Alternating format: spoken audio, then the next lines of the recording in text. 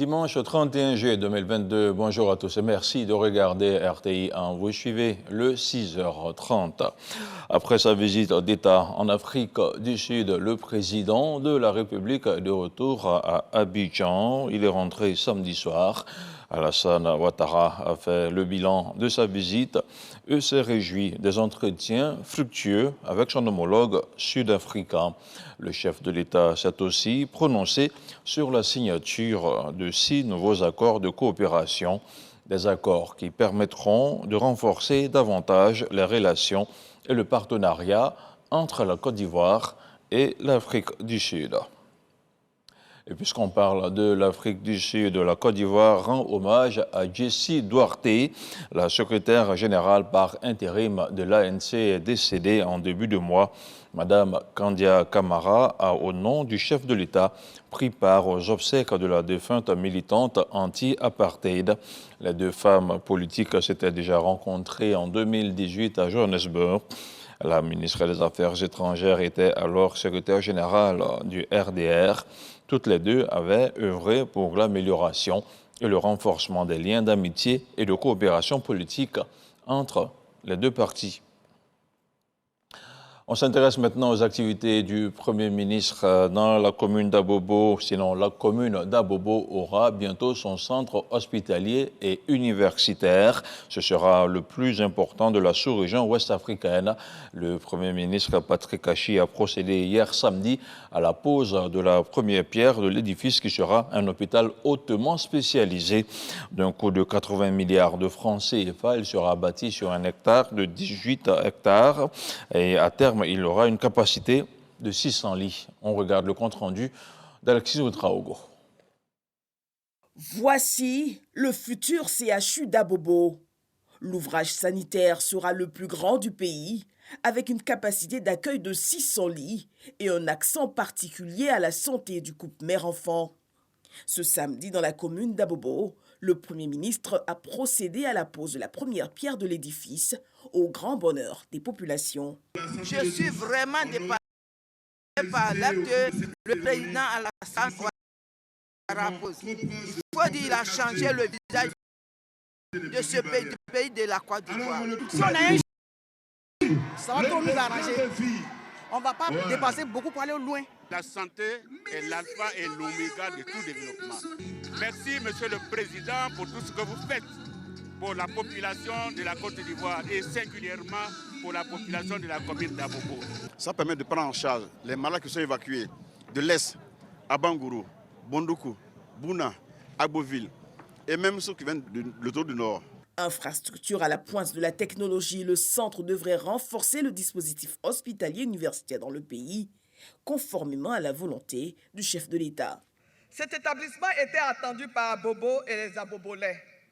Une commune telle que la nôtre, avec la densité de sa population, environ 1 400 000 habitants, qui plus est, constitue une plaque tournante dans le tout Abidjan, mérite une telle infrastructure. Nous avons attendu parce que nous avons une totale confiance dans nos autorités. Comment pourrais-je dès lors m'empêcher de traduire notre gratitude au maître d'ouvrage de ce grand projet? Il s'agit du président Alassane Ouattara, l'ange gardien d'Abobo, notre fierté. D'un coût global de 80 milliards de francs CFA, le CHU d'Abobo sera livré dans 36 mois à la date précise du 1er juillet 2025. En plus des services classiques d'un centre hospitalier universitaire, le CHU d'Abobo disposera d'une grande unité d'hémodialyse et du plateau technique pour y effectuer des greffes de reins, pour l'heure réalisées en l'Institut de cardiologie d'Abidjan. Le CHU d'Abobo sera également doté d'une unité ultramoderne de pédiatrie et de néonatologie pour la prise en charge des bébés prématurés.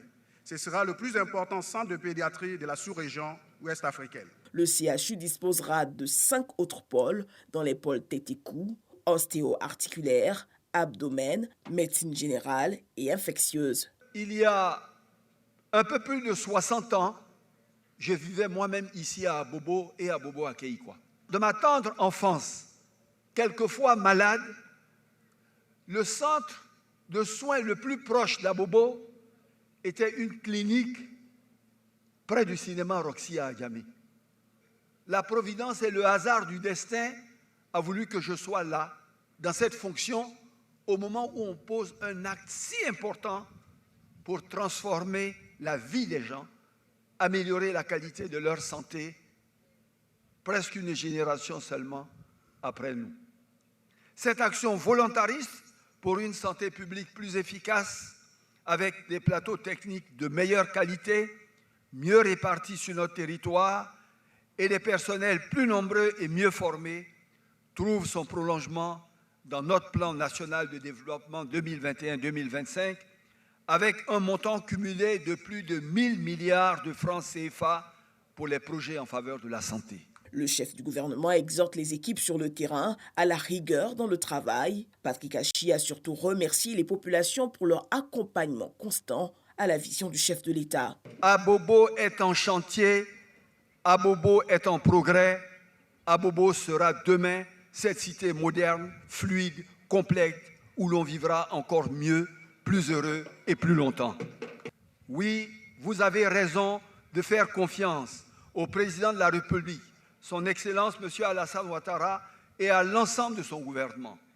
Oui, vous avez raison de suivre ceux qui parlent peu, mais agissent, pour changer votre vie de tous les jours et le prouvent depuis une décennie.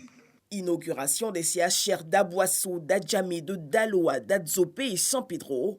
Mise en route des hôpitaux généraux de Yopougon-Ati et Méagui, du service gynécologique du CHU de Trècheville ou encore des urgences du CHR de Séguéla. La carte sanitaire du pays se transforme un peu plus chaque jour pour le plus grand bonheur des populations.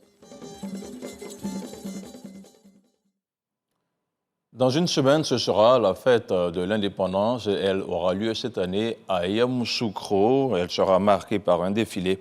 Outre le défilé des forces armées de défense de Côte d'Ivoire et celui des forces paramilitaires, il y aura cette année un défilé des civils. Et l'université Félix Houphouët-Boigny de Cocody s'y prépare. Sous le regard avisé des moniteurs de l'armée nationale, notre reporter Abou Sanogo a suivi un pan de la préparation des étudiants. On regarde son compte-rendu. Université Félix Houphouët-Boigny. L'heure est aux répétitions avant le grand défilé du 7 août à Yamoussoukro. Les étudiants de toutes les facultés travaillent les derniers mouvements et enchaînements.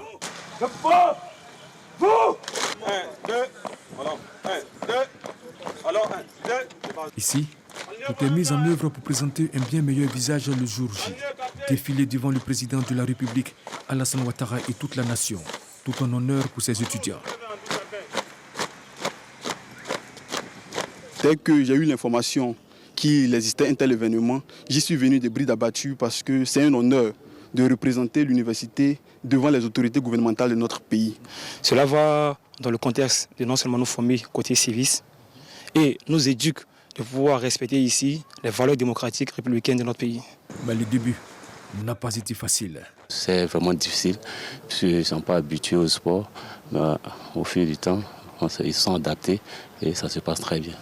Ici sont pris en compte tous les étudiants des différentes facultés, sans stigmatisation. On doit montrer à la nation et aux autres personnes que les personnes en situation de handicap sont capables aussi de faire ce que des personnes valides font. Et ça m'a motivé, ça m'a fait le courage de faire partie de ce défi. Ces étudiants sont tous confiants. C'est du jamais vu et l'université Félix Houphouët-Boigny sera dignement représentée ce jour-là. J'en suis convaincue, car je sais de quoi les étudiants sont capables. Jusqu'au bout, pour la patrie. Ils sont à leur 10e jour de répétition et tous les aspects sont passés au peigne fait. L'alignement dans les colonnes, l'attaque du sol par le talon, le balancement des bras et le maintien de la cadence. C'est toutes les composantes de l'université et c'est un mélange total. Ils sont au nombre de 91, ils vont bien répondre parce que la discipline y est. L'université Félix Houphouët-Boigny défilera aux côtés des forces de défense et de sécurité et des corps paramilitaires, ainsi que des universités et écoles supérieures de Côte d'Ivoire. La deuxième édition de la journée de l'ENARC s'est tenue à Abidjan. La rencontre a duré 2 jours et a été présidée par la ministre de la fonction publique. Il s'agissait pour le réseau des diplômés de l'École nationale d'administration de démontrer la contribution de l'ENARC dans les performances de l'administration publique. Le compte rendu de Godefroy Okambawa. L'ENAC, au cœur des performances de l'administration publique. C'est à travers ce thème que le réseau des diplômés de l'École nationale d'administration de Côte d'Ivoire s'engage à contribuer à améliorer la qualité du service public. Nous souhaitons faire la promotion de l'ENAC de Côte d'Ivoire, œuvrer à la promotion de nos membres, fournir des réflexions en vue de proposer des solutions aux problèmes qui se posent à l'administration publique. Dans cet élan de l'engagement pris, les ministres Pascal Abina Kouakou et Anne Ouloto ont invité les ENAC à être un véritable outil au service du développement. Je me réjouis de la haute conscience que vous avez de votre place et surtout de l'importance de votre rôle dans la gestion et l'organisation de cette administration.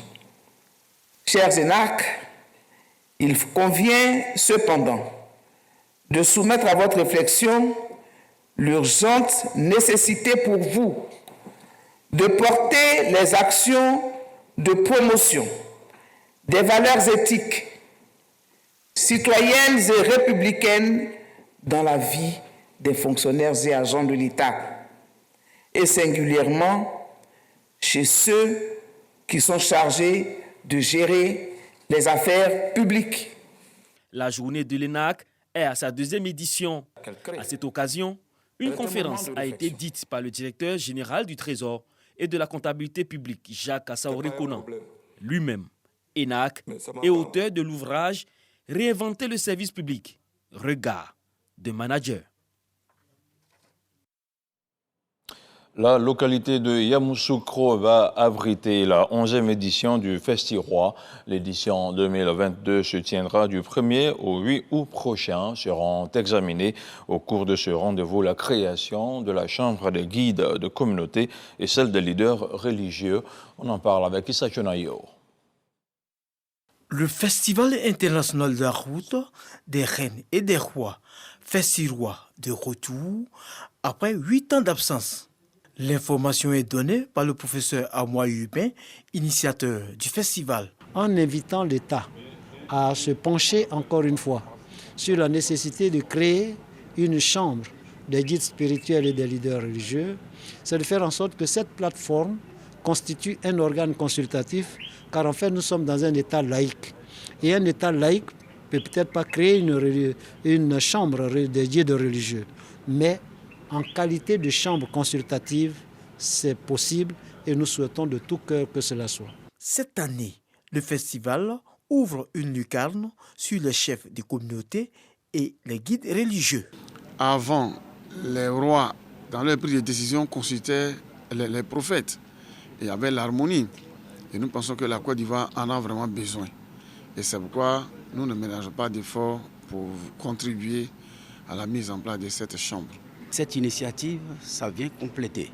Et nous sommes heureux, d'ailleurs, et nous voulons encourager les initiateurs, les encourager pour qu'ils aillent jusqu'au bout. Nous, on fera la prière et on les accompagnera dans la prière. Invité spécial du Festi-Roi, le général Gueux Michel invite l'ensemble de la population à la cohésion sociale. Le temps d'aller à la paix définitive en Côte d'Ivoire est arrivé. Le président Hassan Ouattara en a donné, n'est-ce pas, le ton, en recevant il y a quelques jours de cela ses deux prédécesseurs, que sont le président Ali Kouna Bédié et le président Laurent Gbagbo. Et ça, je pense que c'est dans le cadre de la paix. Et donc, autant que nous sommes les Ivoiriens et les Ivoiriens, nous devons emboîter ce pas-là, mettre nos pieds dans leur pas, n'est-ce pas, afin d'aller résolument à la paix. Cette 11e édition du Festi-Roi est prévue du 1er au 8 août 2022 à Abidjan et à Yamoussoukro. Dans l'actualité internationale, c'est le statu quo à Lomé entre Abidjan et Bamako. La médiation togolaise dans l'affaire des 49 militaires interpellés le 10 juillet dernier à Bamako piétine.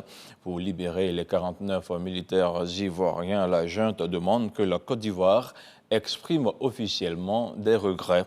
Elle demande aussi que lui soient rendus des ressortissants maliens vivant en Côte d'Ivoire ou simplement de passage recherchés par la justice, deux requêtes auxquelles la Côte d'Ivoire a opposé un net refus. En Guinée, 2 responsables du FNDC ont été arrêtés par les forces de sécurité à Conakry. Il s'agit de Fonike Mangué, journaliste et coordonnateur du mouvement, et Ibrahim Diallo, un autre responsable du mouvement.